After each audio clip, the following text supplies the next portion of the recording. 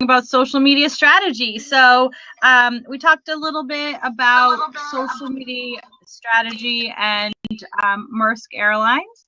And a lot of what we did was, I was trying to really tell you more about social media maturity and talk about social media moving from the introductory phase more so to the next phase. And so the idea that I kept trying to mention, and I know it was difficult for some of you to hear when we're in our class, because this is the social media branding class, was really the idea that to take your strategy to the next level, you really want to really get other people involved and start really focusing on that advocacy stage and the employee advocacy stage. So that's really where we were moving towards.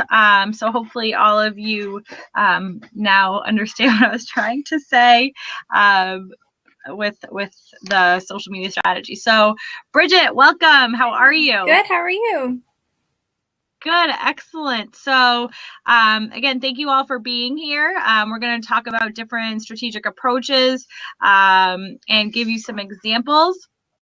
So does anybody want to come into the I don't want to say the hot seat, but the seat? Oh, Eduardo. Excellent. Let me accept you. Hey. Excellent. Welcome, Eduardo. Hi, everyone. Hi. How are you? Are you in a...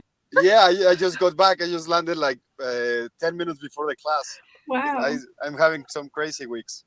How is everyone? Great. How are you? Very good. I just wanted to share a really interesting insight that I got from this academy that I went to. It's that Google is estimating that by 2019, 80% of all the internet traffic is going to be on video. Wow. Yeah, so there's a lot of push into social media with video and the channels like the social media channels and YouTube, Vimeo, all of those. So it's really, really interesting. And the other insight that I wanted to share is that they were impressed with our class. Like this professor that was giving the conference is a professor from Columbia Business School, David Rogers. I don't know if somebody knows it. I didn't know him. I didn't know him. So they hosted some workshops, and I just took out my presentation, and he was blown away. Like, oh, guys, we're going into that much deep, and it was an amazing feeling. Like, yeah, thank you for that. Yes, yeah. I like it. Yeah, excellent. I appreciate that. I'm happy you were able to go, and it's always great to, hear from the academic side and then also the practitioner side. So I'm happy that you were able to get that balance. That's phenomenal.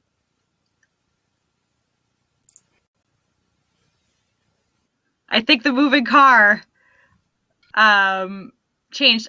So Will, I can tell you that the conference, because actually Eduardo tweeted to us, it was the Google CMO conference. I don't know if you can see the chat, but that was the conference he was at. And I don't know about you, Bridget, but thanks to Eduardo, he got me increase in my community.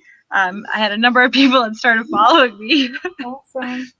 I've been so inactive just because I've been so busy. I need to get back into it. Lisa asked about what would happen in 2019. Video will 8% of the internet will be based on video. I don't know if I'm saying that correctly, but it's basically everybody will be using video more so than anything else. So thank you. I appreciate that, Kevin. I think he said he heard that through at the Google conference, the Google CMO conference that he was at. So excellent. So we have a lot of questions for you. Thanks, Eduardo. I appreciate that. We have, a lot of questions, a lot of comments, a lot of bringing together a lot of the discussions we've talked about throughout the semester. But one of the questions that I there's an article I'm going to send to all of you. Let me see if I can actually pull it up. And the article is, I believe, from Sprout Social. And what it talks about is another approach to social media strategy that you can take. And so the article speaks about, if you have a challenge, what are the action items that you could take? And so the first question I'm going to ask all of you is, how do you think you solve the challenge? I'm going to put this in the chat for you all. How do you think you solve the challenge of low website traffic through social media? And if somebody or a few people want to jump in the hot seat, please feel free to. Bridget and I would love to speak with you about this.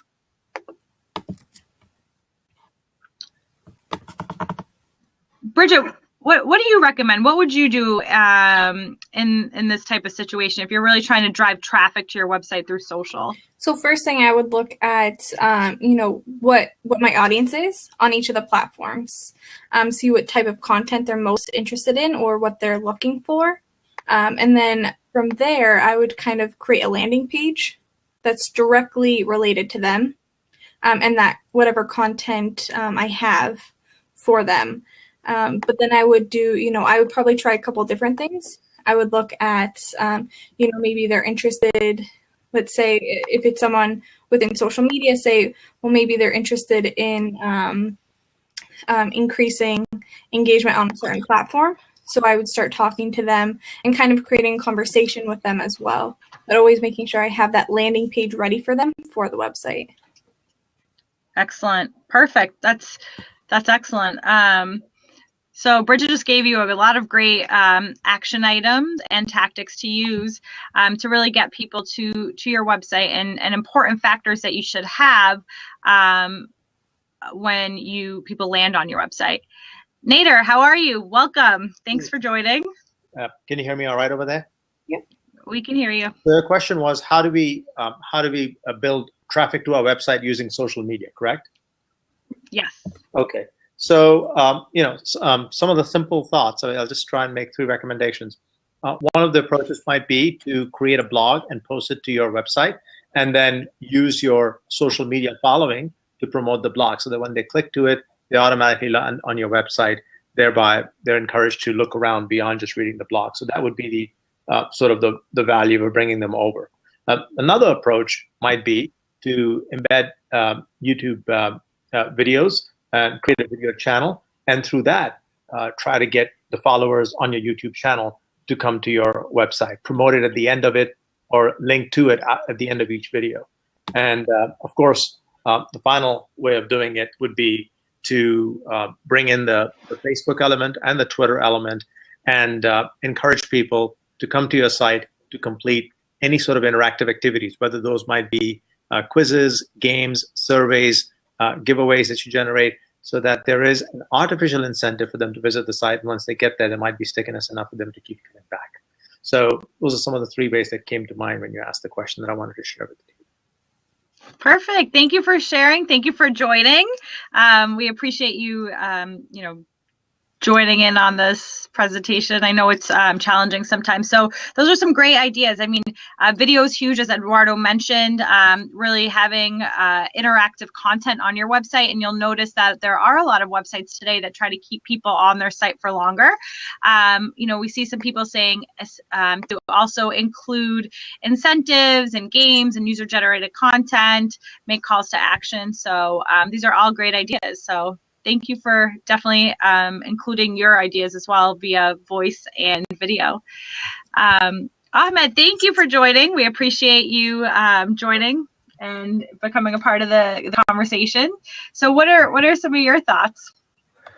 Some of the things that I took away from this class, so using keywords, I think, is a big deal. It seems like social media is just much more likely to rank on Google, for just typical SEO, if we're using the right keywords. So that'd be definitely one thing that I would try to, work hard on. And then as Bridget mentioned, I think the first thing I want to do is look at the conversion, or sorry, look at my target audience, and find ways to create value. So just give them a reason to get there, to come to the website, and and again, the landing pages I think would be really, really important.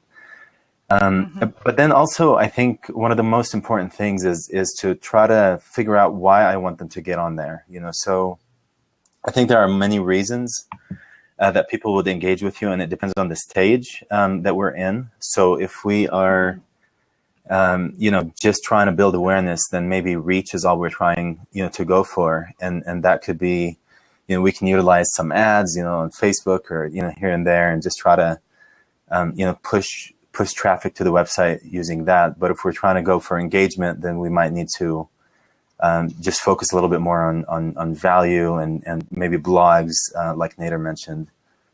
Anyway, these are some thoughts that came to mind.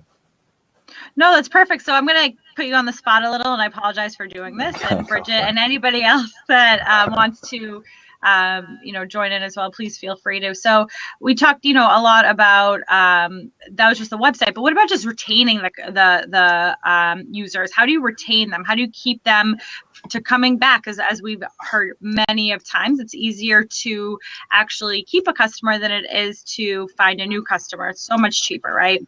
So how do you think, what are some strategies or tactics or action items that we could use to really get people to retain our actual customers? I think it goes right back to value. I think, just give them a reason to come back. If the content is static and the website is just a website that hasn't been updated, for a while, then it's going to be very difficult for them to come back and engage, or because they really don't have a reason to. But if we have a blog that is speaking directly to their needs, or we have, updates, or really anything based on the industry and based on the target audience that is creating value, then I think we're more likely to get that repeat traffic. Excellent. So it comes back to value, right? How do you create the value? How do you really create that engaging content? And as you mentioned, it definitely comes back to the target audience, and Bridget mentioned as well. So I think also the customer life cycle and content marketing and creating the content calendars, looking into the user-generated content to see what is of value, right? That was a big thing that we've actually did a few times. So excellent. This is great. So do you have any, specific examples? And again, don't feel like you have to answer this, but you or Bridget or anybody that's doing the live chat, any specific examples that you can think of that you have really continued to stay as a customer for a certain brand because they've been focusing on the engagement aspect?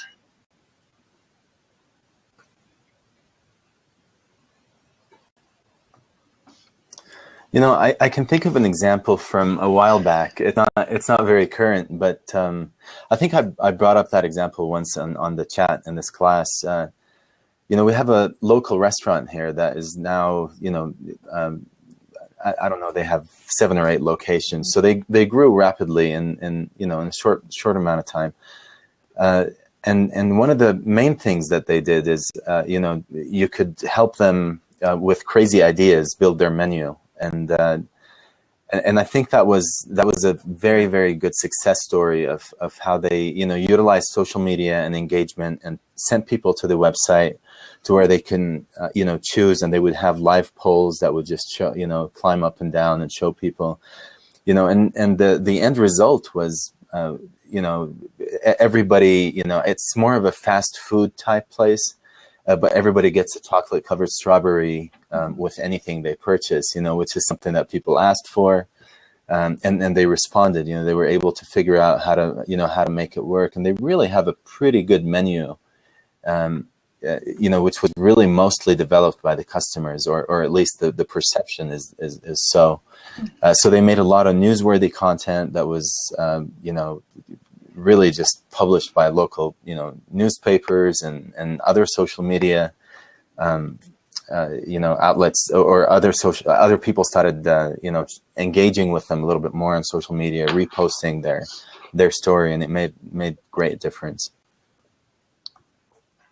That's a great example. Excellent. That's a great example. And I remember you mentioning it, and I think it's I'm happy you brought it up again, because I think, when you're a part of something, right, that definitely helps. So excellent. Thank you so much. I definitely appreciate that that example. Do you, and you might not know it off the top of your head, but could you send me the name of that? Because I would love to look into it more.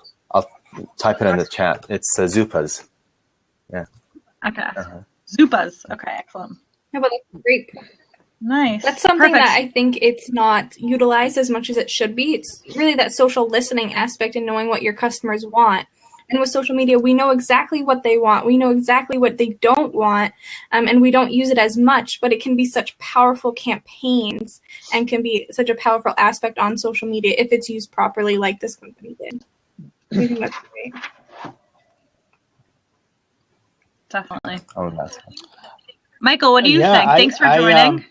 I don't have an example of a company or brand that I stay loyal to because of engagement, but I have kind of an example of the opposite. I had a conversation today with a coworker that I think you might find interesting, because there was a situation of a company risking losing a customer because they didn't engage.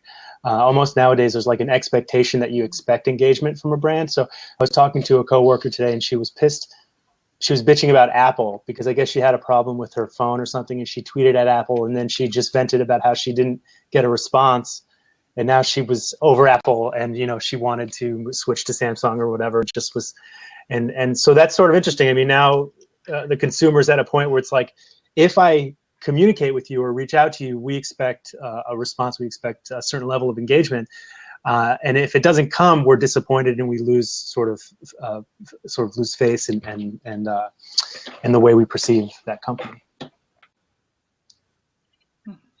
I think it's a great point. I mean, we're at a point where today it's all about the service. So if your service isn't is not up to par as your competitors, then you are definitely going to miss out, because your competitors have that competitive advantage. But at the same time, because of social now, you're expected even more so to provide great support and customer support and phenomenal service on social through engagement, as you mentioned. So it's really our world's evolving very fast, and there are so many. I have to tell you, it's interesting. There are so many companies that still don't understand that. And you just mentioned Apple, right? I mean, Apple's a huge. They're been number one on every single brand equity list, and any type of their market share is, they're always number one. They've been on actually every come list, to think of it, now that we're talking about it, I do have an example of a company who kept me loyal because of engagement. I was pissed about Starbucks changing their their point system a couple weeks ago. So I tweeted at them, and then they tweeted back at me, oh, hey, don't worry, new things are coming. And then I was kind of like, oh, all right, I guess I'll stick with Starbucks. Just the fact that they engaged back with me, I was like, all right, I guess I'll forgive them. I'll keep going there and using my phone and getting the points, even though maybe it's not as good. So I suppose I'm sort of guilty of that sort of of that, whatever that is. The need to be recognized. Brand loyalty. Yeah, right.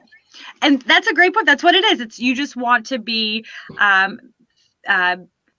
feel special. The company makes you feel special, which sounds so silly, but it's like, if they're not even responding, then it's useless. Like an airline industries today, right? JetBlue, Southwest, they're phenomenal at this, whereas some of the other airlines aren't. So it's interesting that you bring that up, Layla. I teach an undergrad class on customer service, and one person did it on the airline industry, and they were talking about social media.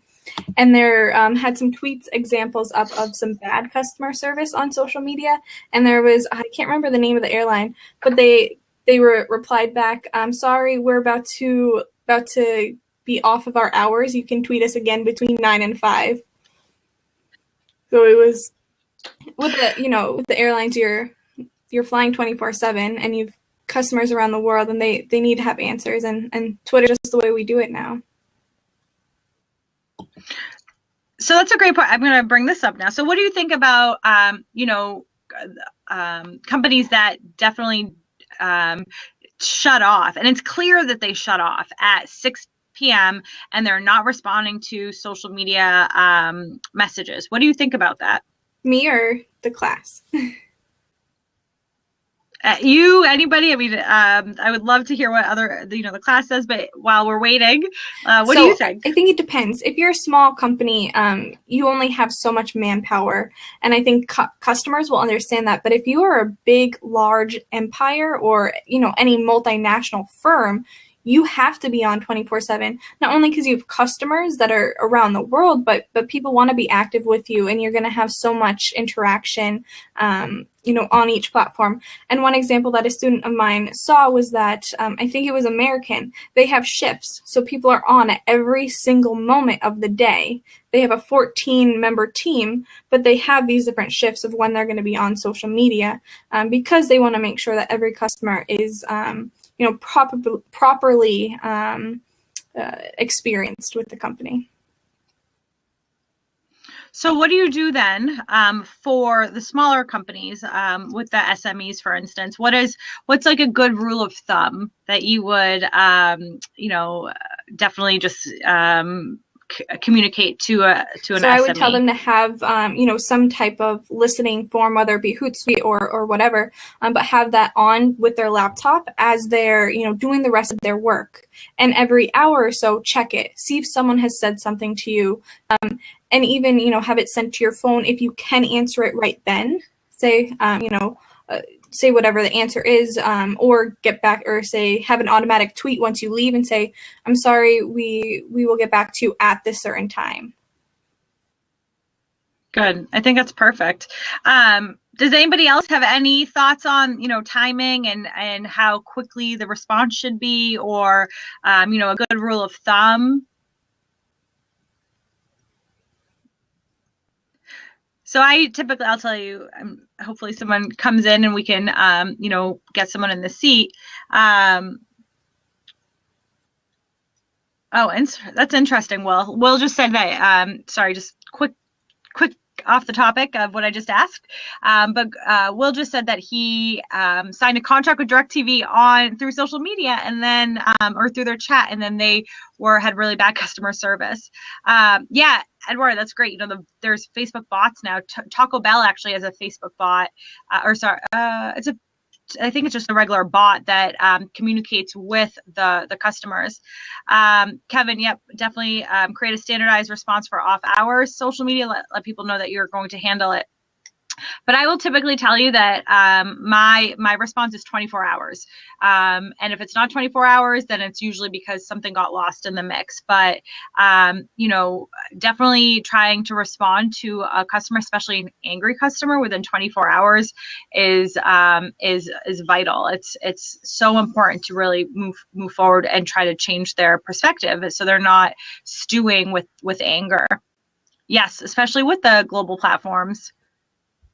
Yes, excellent, Terrence. Right. Too many companies today still are focused on selling instead of looking at delivering content. And, if you have good content, if you're trustworthy, if you're authentic, and we talked about authenticity last class, but if you're really focused more on the customers and not trying to sell, then and push content, what you're trying to do is really add value, then that's really the most important part. And then even if something goes wrong, people will be okay with that. I was just going to say, a lot of people, like you said, they want to push their sales, which is great, and you can do that through social media. But it's really branding. You have to brand yourself, create a community, engage with this community, because that's so important. But also it's great for research and development, looking at what customers want, and how you can improve yourself with them and, create products based on what they're saying online. Yeah, definitely. I think that's a great point. It's like branding, but we talk about branding a little bit, but it's, how do you really focus on creating a cohesive brand?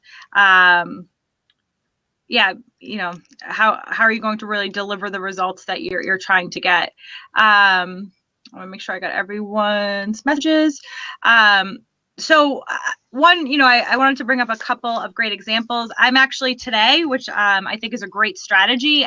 But today I actually took over my alma mater's Twitter page. It's called Working Penman. And so what they've asked me to do is basically tweet out what I've been doing all day. And so if you go follow Working Penman, you'll see that I'm like, you'll see my full day. You'll see it in a nutshell. And so, yeah, and it's a great strategy. It's a phenomenal strategy because what they're doing is leveraging me to create the content for them. They have specific guidelines, and that's what they're focusing on. And so I, for some reason, have not brought it up the entire class, but I thought it'd be a good type of strategy to really focus to mention in this class. But yeah, so I apologize if I was posting a lot, but it's Working Penman. So here, let me see if I can find it real quick. But that's the idea, right? So what are some other strategies that you've noticed while I'm looking this up? What are some other, innovative approaches to social media that you've seen? Oh, excellent, Charlotta.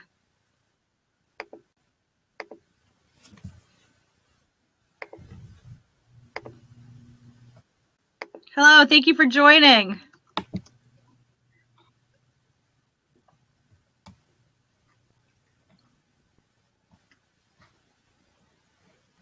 So we see you're trying to join. So, you can, I'll quickly just explain Working Penman as we're waiting for Charlotta to join in.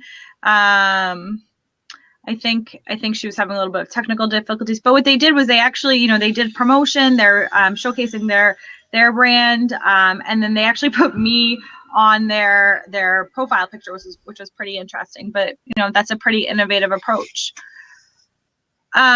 Bridget, what have you noticed? Have you seen any strategies, or are there any tips that you would think are really great for using social media or for creating a social media strategy? Yeah, so I would definitely look at different social media sites that might not be the most popular ones, but are popular within your community.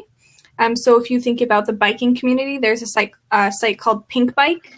And people are really active and engaging on that site, but you just have to get on there and create engagement with that community. Hi, Charlotta. Hi. Can you hear? Excellent. Go. Yeah, excellent. Thanks for joining us, Charlotta. Yes. It's good to see your face. I was saying what I've noticed is really like it doesn't have to be so glory and so perfect. It's like everything is. I mean, you can really be creative, and you can. It's like kind of even better if it's not that perfect or perfect. I was the link you sent with all the different media campaigns. I can't remember. Yeah, the bees, I think it was. I found it really cute. They had these very innovative and creative small little videos. And I think it's a good. I think it's a great point. Is it doesn't have to be long, especially with our attention spans today, right? But what you're saying is 100% right. It could be short, not necessarily very professional or clean is the best way to say it. Sorry, but go on. I mean, what I was like, it doesn't have to be that beautiful, glory and spectacular. It's more like it should be normal. It's even better if it's normal. Yeah. Exactly. You don't want to be, throwing messages at people. I think Layla showed earlier in the year the way that we communicate now on social media. It's not just the business talking to the consumer, but it's consumers talking back to the business and to other consumers as well. Yeah. And I wrote that before. It's like having a huge living room. Yeah? We all come together somehow and we just sit there and have a chat with each other. It's like over all these different channels, like different living rooms. And about topics that are of interest, right? So if you think about how social media works, you find topics that are of interest to, you find people that have similar interests in certain topics, as you're saying, right? And the idea is that you create conversations around the topics. You create friends from people all over the world that you might never meet on certain topics that are of interest to you. In the living room. Yeah. I like that. Each platform is one living room with one discussion. Yeah, that's right. Right. Excellent. So one of the things that you actually brought up, which I thought was interesting, and if anybody else wants to jump in, we actually have an open seat, so we'd love to also get other people involved as well. But when we talk about these living rooms or these brands, and you say, you don't have to be so perfect, that's really focusing on that humanized aspect of social media, right? And that the brand image and creating a brand image. So what are some topics that you think are important to really help create your brand image, but not lose your brand identity?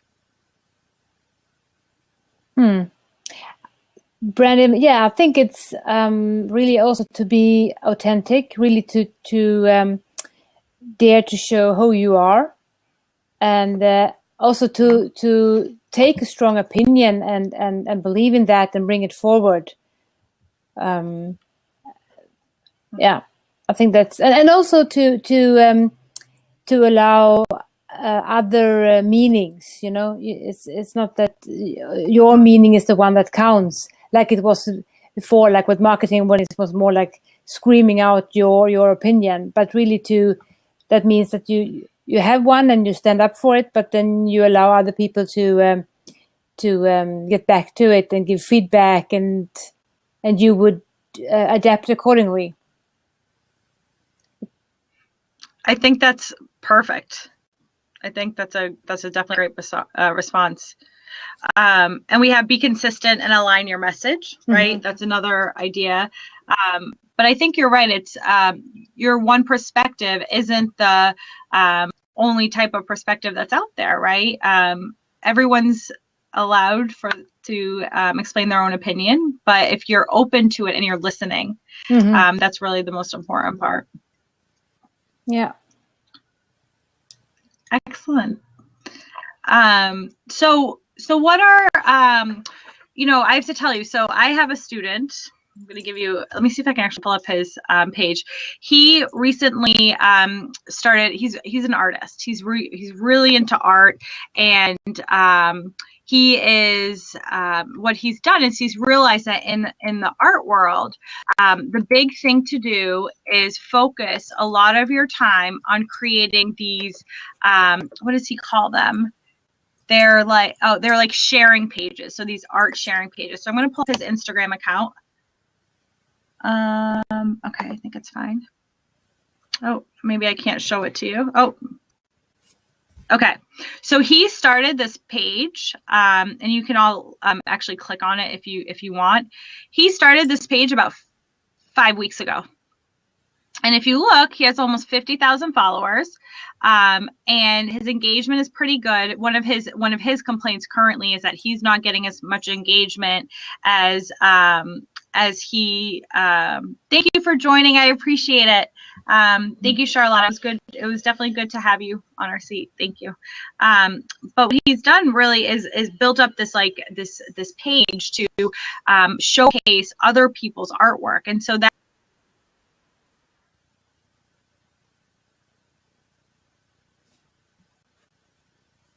another. Did you lose me for a second? Yeah. Okay. But that's another form that he's trying to really, he realized that in the art industry, and actually he realized in the beauty industry as well, that one of the approaches to creating engagement and awareness is really through these pages. And he was telling me that they do like for likes and all of these other types of tactics, really, which I was, from my perspective, I'd never heard of this. And I had just come back from like all these conferences, and I was blown away by what he was showing me. But the idea is that you create these other brand advocacy pages, but he's very strategic in everything he does. His engagement is very strategic as well. Yeah, but it's so cool. I mean, he grew his page in 5 weeks, almost 50,000 followers, which is amazing. So I have a question for everyone. Do we still need focus groups? Eduardo, excellent. Thanks for joining.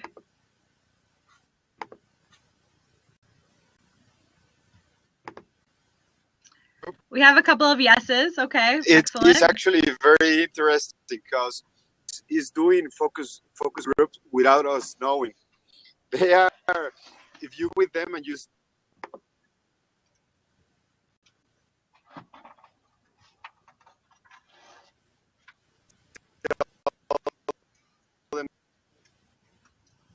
like, I want to change my logo, you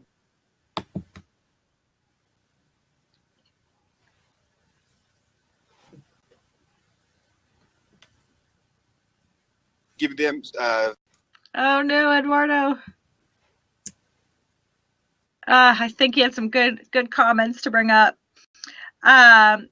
Interesting. Someone says, I would say this is a focus group. It could be, right? We're learning about social media strategy.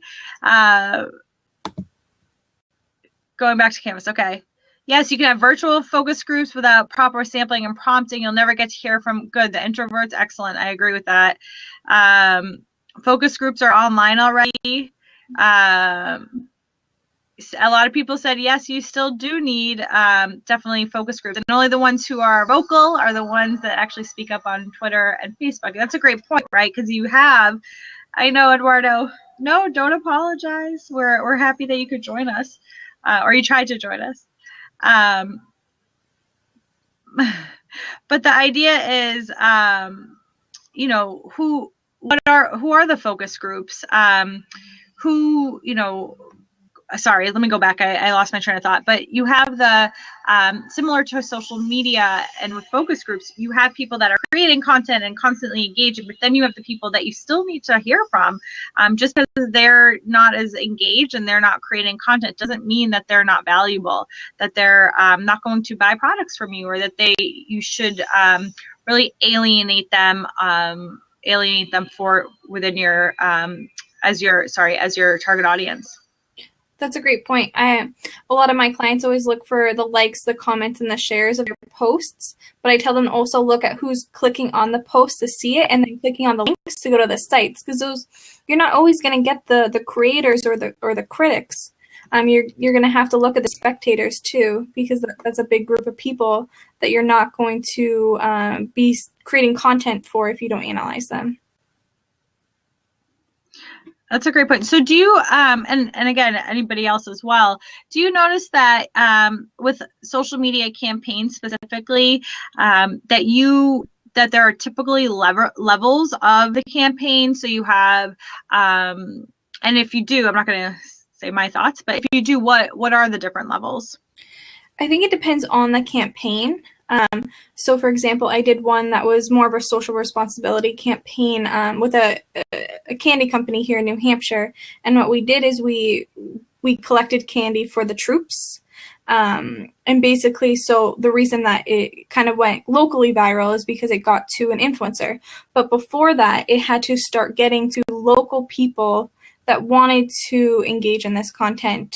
So we connected with different groups. So that was the first stage and first step of the campaign is getting introduced to these different groups and then building up from our audience.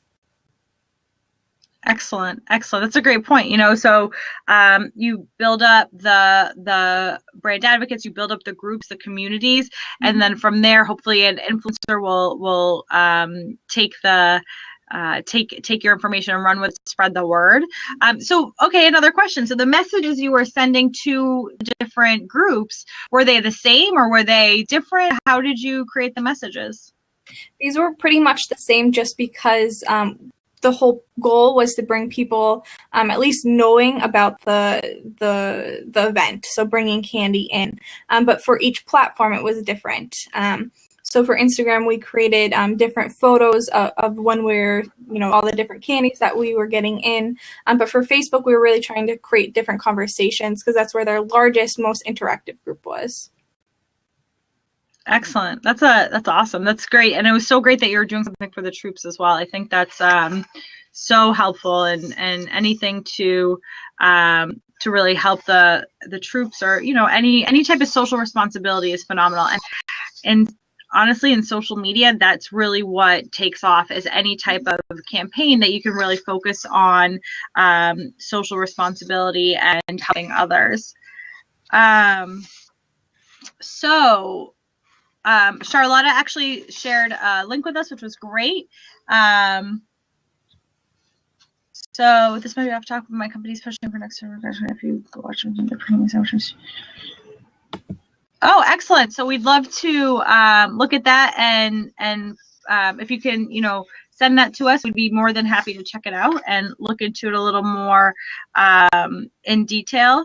One last thing I wanted to just bring up. Actually, there's a couple things, but I'll save it on to this.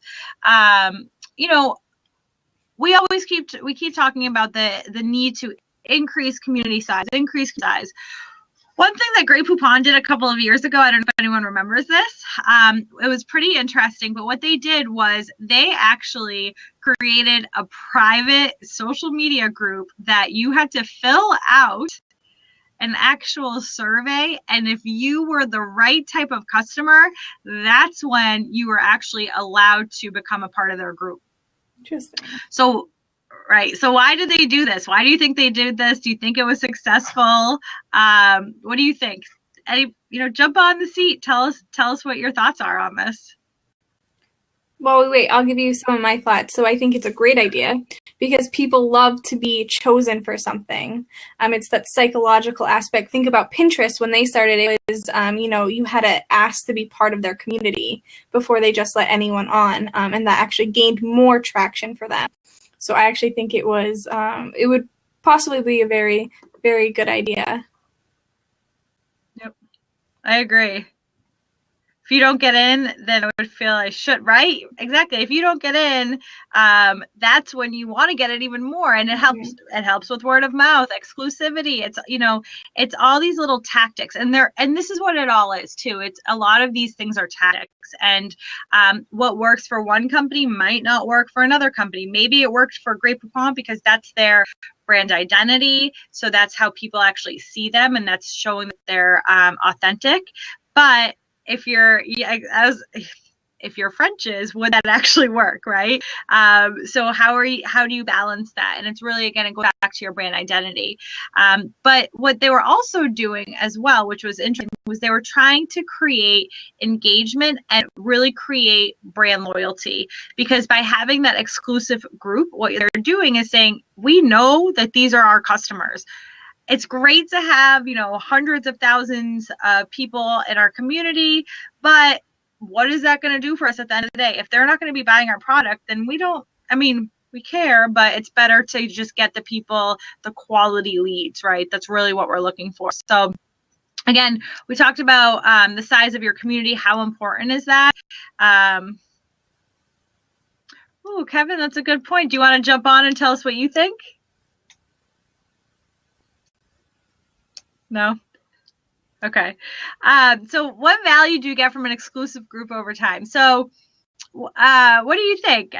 Do you think there is any value in having an exclusive group? I'll give my thoughts for a second. So I think that it depends on how you analyze this group. Because if they are active and if you continue being active with this group, then you get even more specific analytics of the people who are currently buying your products or services.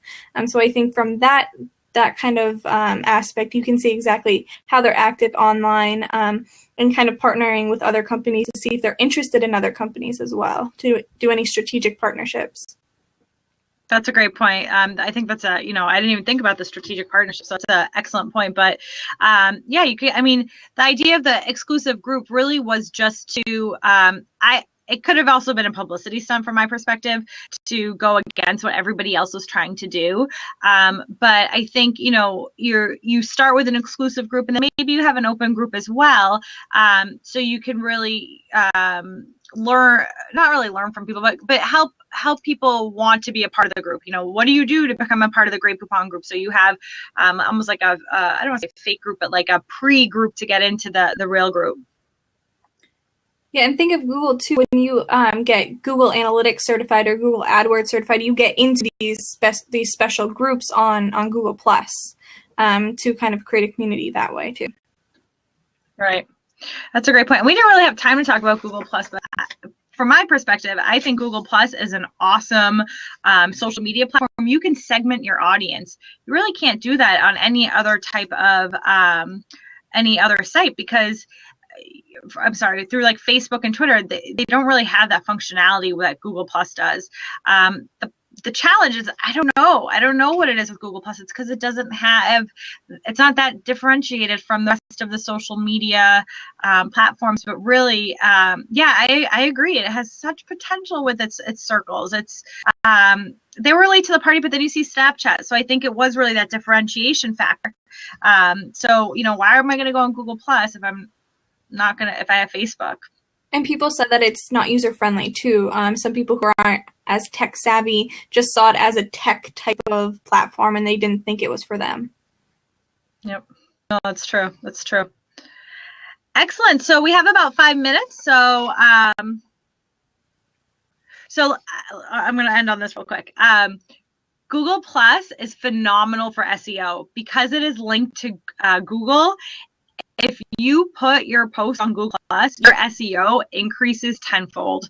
I always recommend always put stuff on Google Plus, no matter what. Anytime you have a new blog post, anything, put it on Google Plus, because it is so good for your SEO, because not a lot of people are using it and Google wants people to use it. So real quick, I just want to do a quick wrap up, because for those, you know, this is our last lecture day with Bridget and I.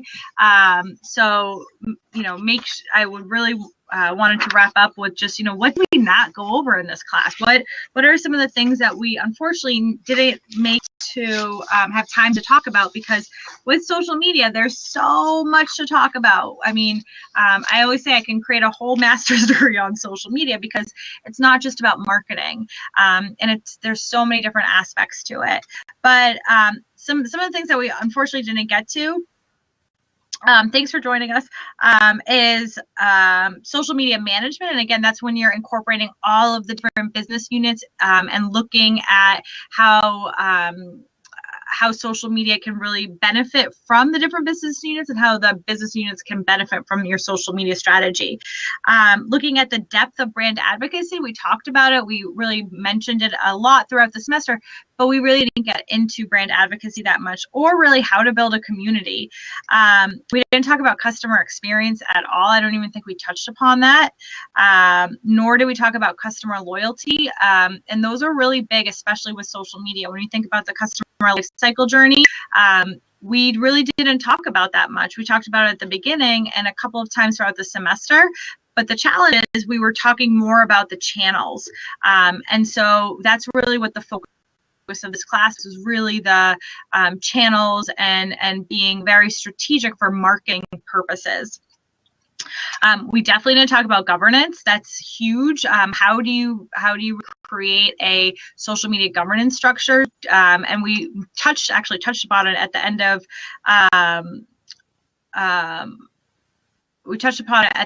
class today, at the end of the case study today, but we really didn't talk about the governance structure and how do you really plan your strategy for implementing social media. My tools class. The training. Bridget and I are actually going to be implementing a social media training on May 23rd and 24th. There's 3 sessions you can choose from. You can come to all 3 if you want. It's Monday, May 23rd in the afternoon, and then Tuesday all day. One is a very basic intro, then we have a strategy, and then a more advanced class. Each session is about 4 hours.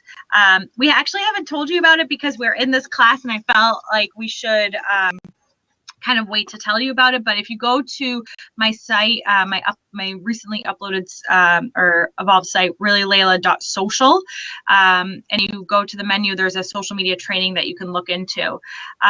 We've been talking about, I feel like I'm doing a shameless plug, but we've been talking about doing this via the internet because we know that people are all over the world. But we're afraid it's going to be challenging to do. But if we get enough interest, then we'll, if that's where our target audience is, we can definitely do it via the internet. I don't know. I'm a social media person. I create content. I don't promote. Yeah, and we can even, we're very flexible. This is the first time we're actually doing this. So, we're very, very, very flexible on how to move forward with it. We also did talk about my favorite global social media. That's, what my focus is on. How do you create a social media strategy for the global world, which social media really is. And then finally, unfortunately, we didn't have time to talk about the future of social. So, these are a lot of things that we'll talk about in our, hopefully, the fall class. But then again, if you want to come to the training, that is more focused on actual tactics because it's not an academic class.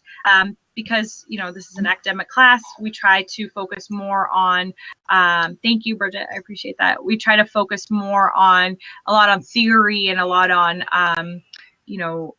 more come from social media from an academic perspective versus just application. So excellent. Well, thank you all for joining.